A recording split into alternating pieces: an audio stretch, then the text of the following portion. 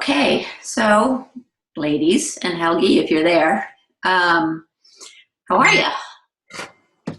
Good? Everybody's good? Everybody had a good holiday? Yes? Yes. No? Maybe? Okay. Yes. Very good. Well, like I said, today we're going to just do Q&A. We went through a lot of information the last time we talked with that lesson 3 in objection handling. We gave you 2 weeks to kind of go through everything, get your questions together, get your presentation together, and of course, practice, practice, practice. So let's, I'll just start with you, Stacy. Why don't you tell us where you are, what successes you've had, what is your, if you've had any consults over the holidays, it's a little tough, but if you've had any, what is your close rate and your ticket sale average? Yeah. I actually have not been able to use my presentation yet, but I was just thinking, I have one on Friday that I'll get to use, go through my presentation that I have made up. So, Awesome. and because normally what I do, this will be a bit different because normally I'll do a business of the month. So they come in at a low intro offer and then I sit down with them after a week. So when I do this presentation, it will be somebody that I really haven't sat down with at all. Right. And, from the beginning, getting them on a program. Good. Instead of giving them a trial. So you always can use the free trial as a downsell if you can't overcome the objections. Right. Right. So there's kind of 2 ways to format that. You can offer the free trial, so have them opt in as the free trial, still do the conversation, the consult first, and then upsell them to one of the packages, and you can add that free trial in. Maybe it's a $97 value. I'll take the $97 off your first month, however you want to do that. Or if they don't want to commit, want to do the free trial, then it's okay. We'll do the free trial, and then you can speak to them again after the week. So either way works great, but always important to have that conversation initially. I mean, it just sets the groundwork for success. Okay. Do you have any questions about your presentation? Not on my fitness side, no. I just need to get the 2 weeks. You would think you're not doing training sessions and everything, but oh my gosh, having kids home just completely throws things off. And so I really need to buckle down and get going into business. I have a few businesses that I need to present to the decision makers. Okay. And people that have said, I'll get your information to them, but I'm like, just get me a meeting, get me in front of them. But I don't have anything down yet. So I need to buckle down and get that done. Okay. So the businesses that you're going into, have you identified the best way for them to get people in front of you? Is it them just feeding you names? Is it doing a workshop at the place of business? Have you identified the best way to get in front of their audience? Yeah, I want the business to hire me to go in and do like a 8-week or a 12-week program. Got it. So I want them to offer it as a service, like a training and development type program. Perfect. Okay. And so it's more of a corporate wellness kind of thing that you're trying to put in. Yeah. But I was going with the all mindset. So I keep going back and forth. It's do I bundle it all together, or do I just go with the mindset coaching and, tailor it around why it would improve their business? Because when I feel when you say corporate wellness, then they kind of push you to their wellness group, which they have no power in the budget. I want them to be thinking training and development, because they normally have a budget. Okay. All right. You know what I'm saying? Yeah. And corporate wellness, training and development is fine. Either way that you approach that, whatever makes sense in terms of what you said, where the money is, makes the most sense. But if you were to go in and have the conversation based solely on mindset, would that resonate with them as much as incorporating the training and the mindset piece? I don't know. I have to get the right wordings down to decide, and that's just what I haven't thought of. Well, what I'm trying to think of the right word. What would it detriment you to do both? No. No. No. And are you comfortable doing both? Well, I've never, I mean, I could do both. It would just depend, on like the logistics of, okay, am I going to the actual facility, or I was hoping to facilitate the mindset coaching and training, that they have different locations to be able to do it, kind of like this, and like require them to go to the training and development part. Okay, so kind of just do an all online thing. Yeah. All right, so if you, can you just do it in two components? So you have an online component that is all the mindset piece, and then if the employee wants to add on the training piece, they can add on the training piece separately. Yeah. Yep. Because what I think I'm hearing you saying is that you don't want to go to their site to do training, or would you go to their site to do training? I could, but I want it to be an option that, say, like one gentleman that I'll be talking to has different locations. Okay. In different towns. Oh, okay. And so for me to travel to all of them, it's difficult. All the time wouldn't be like ideal. Yeah, but you I want could to leverage. Yeah. Okay. But I could be at one location and kind of be live streaming it somehow to the other ones. Well, you also have the potential to do online training as well for the training component, right? If you just post workouts in a program weekly and they just follow it weekly and check in for accountability and things, and you do a weekly group call, there's many ways that you can create that program. But maybe the best way, just so it's simple for you and clear, start with mandatory mindset, because mindset is everything, and that's what your primary option is, and then they can a la carte the training component or the nutrition component or any other pieces that you want to offer that they can just add on. Okay. See if that works. Okay.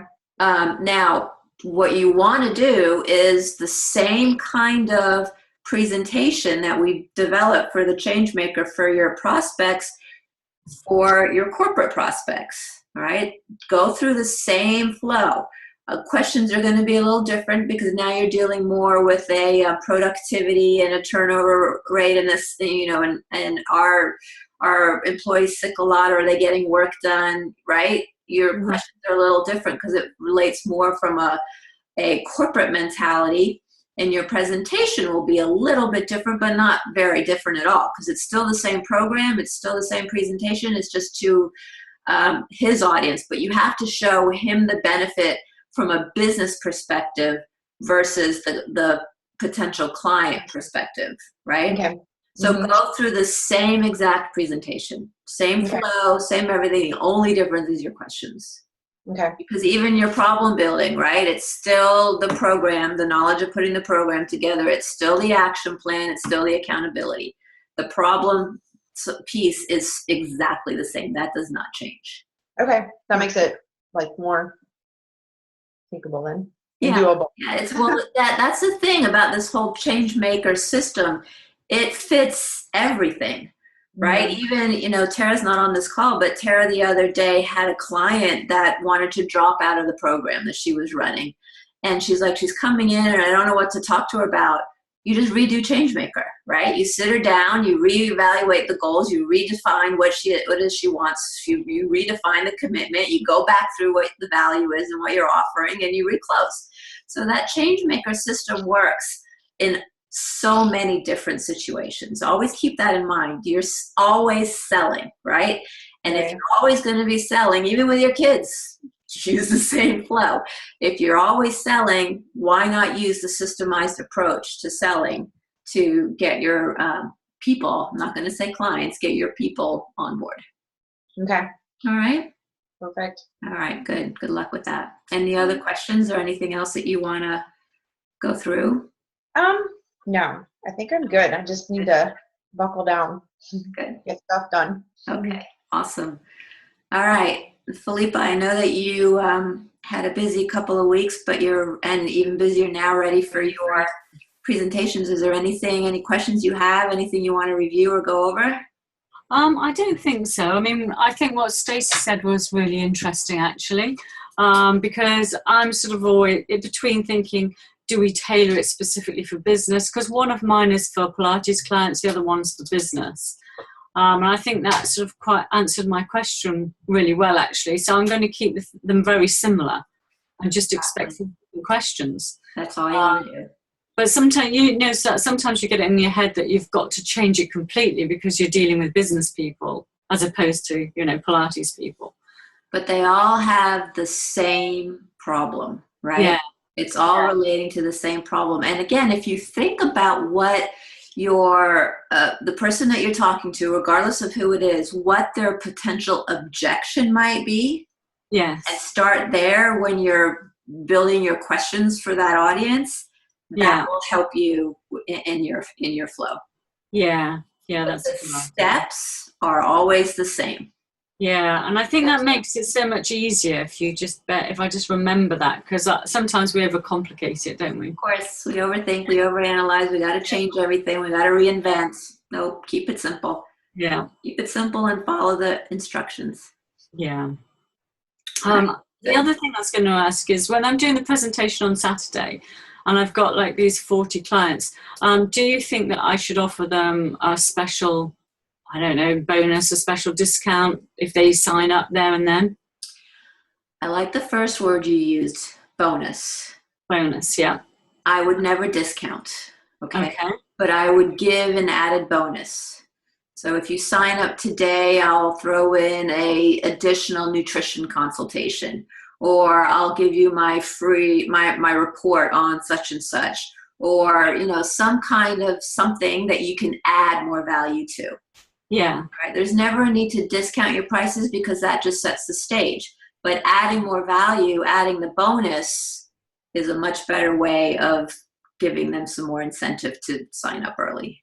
Okay. Well, I'll think of something I can give them then. Yeah.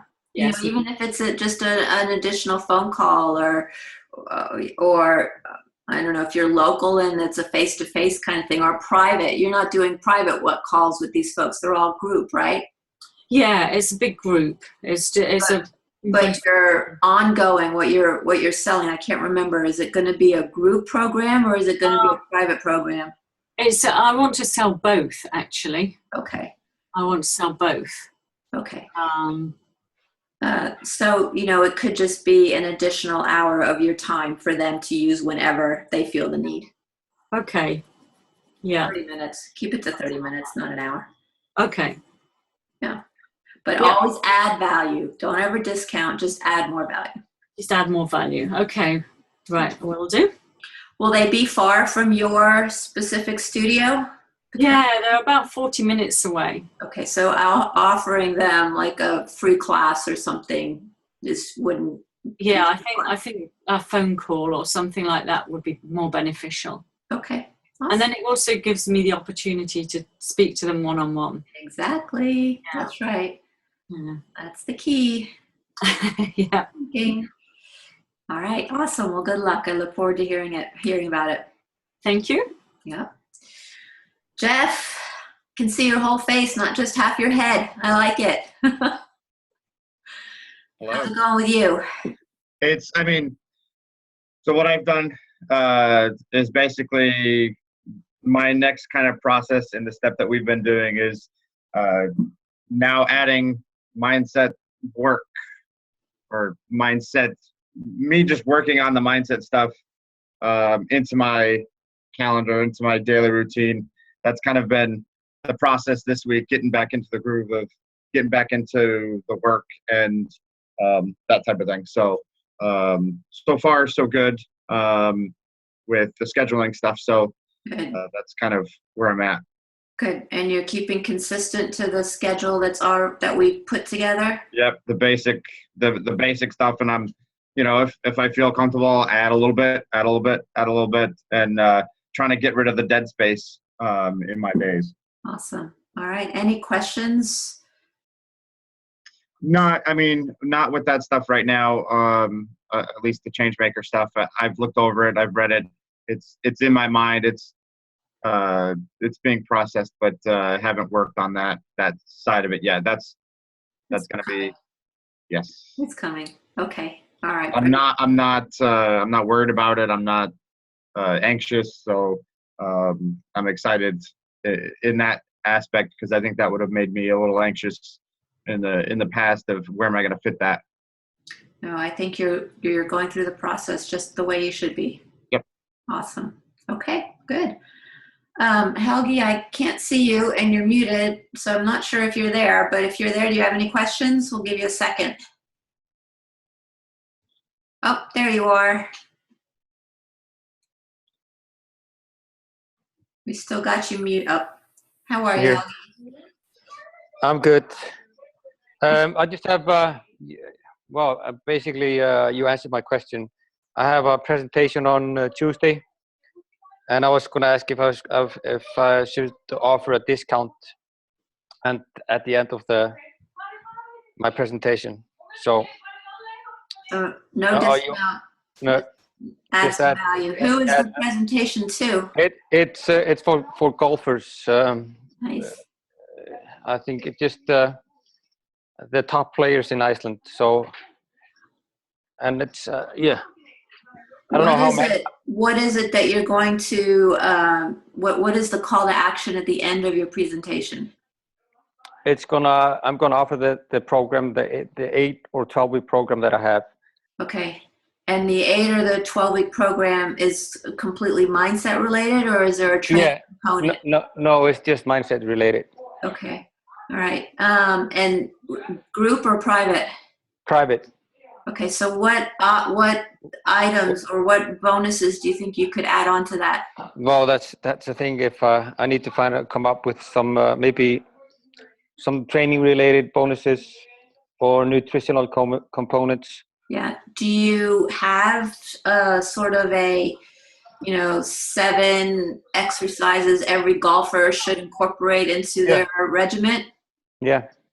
Here you go. Or your book? Why not your book? Yeah. I think that's a great bonus right there. Just if anybody that's signs up within the next 24 hours or today gets a free copy of my book. Yeah. Yeah. Do you think I should offer like a group? Because I don't know how many golfers are going to be there. So they have room for 100 people. Uh-huh. And do you think I should offer a group training as well? A group training. No, I mean, component to it. I mean, just in group settings. So like on an online group call, or are you talking? Yeah, online in the gym. No, just on mindset. So just like we're doing through. Well, now we have to rethink all of your programs and packaging here, Helgi. That's a loaded question. Yeah. Okay. What leverages and maximizes your time and space best? It will probably be. I mean, depending on if how many are interested in the program. That's it. I mean, if I can handle maybe 5-10 people. But if the room is full, like with 30 people, you're going to sell out quickly, right? Yeah, and if everybody wants to sign up, I'm in trouble. So I'm just thinking if I should have some kind of backup plan. If well, I wouldn't make it a backup plan. I would make it your initial plan. You know, sell the group first, fill the group up, and for folks that want more, then they can do the privates. But I would charge a premium for that private, right? I mean, one-on-one time with you over that number of weeks is a premium product, right? So I would start with the group. And as you get people into the group and you do the consultative conversation to get them in the group, you can determine at that point if private is more applicable to them. But, if your intention is to maximize the number of people that you can help, it has to be done in a group. Because 5 is if 5 is your limit, you're not going to be able to support many people. Yeah. Right. So if your intention, this is really a question for you. Is your intention to serve and help as many people as you possibly can? Or is your intention to be very specified on who you help and keep it to a very small, unique number of people? Okay. Is it a premium service, right, that people pay a lot for and they work one-on-one? Or is it a group setting where you can support the masses? What is it that you I'm probably leaning more towards the premium price. Okay. All right. Well, then make sure your prices are at that premium, because if you have 30 people in the room and your prices are not high enough, you're going to get 30 people to sign up, and then you're going to be in trouble. Okay. But if you get 30 people in a room and your prices show this is premium, then you'll get the 5 people that you're looking for. Okay. Does that make sense? Yeah, yeah. Yeah. So the pricing is going to be key for you here. Okay, okay. All right. Thanks. Okay. Any other questions? I'm good. No, you're good? Okay, Yeah. awesome. Good luck with that. Thanks. All right. Anybody else have any final questions? Any thoughts get triggered from conversations we just had? Anything you need? Gary, any comments you want to make?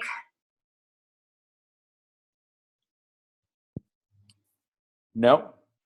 I just got back about 5-10 minutes ago. Everything is going okay. Everything's going dandy. Yeah. Yeah. Everyone enjoying Changemaker? No one is? Sweet. Jeff, I hear good things about you all the time. Not all the time, just yesterday. Cool. I don't have much to say. I know that next week we're going to come back with the series of Changemaker with lifetime client, lifetime value, and things of that nature, right, Camelia? Yeah, supporting clients. We may, well, let's talk, because it might be another week or so before we actually put something new in, because a lot of folks have not yet mastered the whole sales presentation piece. Okay. You might need to wait, but we'll see. Sounds good. All right, then. I guess we're done. Stacy, you have something? Yeah, okay. Can I ask a question kind of completely unrelated to the Changemaker, but something that has come up in a certification that I'm doing? Scope of practice. You know, when they talk about nutrition, the site led me to, okay, is your state, can you give nutrition advice? And I was like, in Nebraska, you have to be licensed for advising any nutrition. So I'm like, does that even mean telling somebody they should get this much protein, or are you just going on suggestions? Not that it's ever been a problem, but I was like, well, gosh, that's crazy. I've never even thought of just the suggestions. Can I ask that question now? Of course. Gary, Camelia, do you have any answers to We that? got some time. you go first, Gary. So I don't know how I was in Nebraska. I do know that when soliciting advice to individuals regarding nutrition, it's always safe not to tell them to do something. Like if there's a sort of specific supplement, it's neglect on your end, on the legal end, if you say take this and they take it and have a heart attack, right? But it's not neglect on your end if you say this works. I would suggest something like this. Just kind of verbiage. I mean, it's like, hey, this is a way to eat. You can try it out. It's worked for a lot of people. Listen, people have sued people because they've spilt hot coffee on their legs and won. Yeah. Right? I mean, there's no like, unless there's some definitive thing in your state that says you cannot do this unless you're licensed this way for blah, blah, blah, blah, blah, then you cannot. But there's not one state in the United States of America that I could think of that has that exact description in the health and wellness field. And I could be completely wrong, but I have not come across one, and I've searched. But Camelia, I don't know if you have anything else on that. No, I agree. Just make the recommendation. Don't say this is what you have to do. Just make this is the suggestion. Okay. I just want to make sure. I use the language, recommend and stuff. I just want to make sure. People used to say back, I remember when I was in college, people used to say, take Android, right? I don't know if you guys ever remember that, or like Ultimate Orange. They were like supplements that were on the market, and people would have had heart attacks because they took that stuff. And people got in big trouble because they told people to take that. And if you're, so I'm assuming almost all of you are certified in some type of health and fitness certification, whether it be CTSM or whatever, or CTSM, NSCA or CSCS. In there, they specifically talk very, very little bit about neglect and intent and all of that stuff. And if you can Google it as well and Google your state, but it's always, you never ever want to tell someone directly to do this, because if something happens when you say do that and something bad happens, then that's neglect on your end. Okay. Cool. Thanks. All right. Okay. We're good. All right. All right, I'm gonna stop the recording.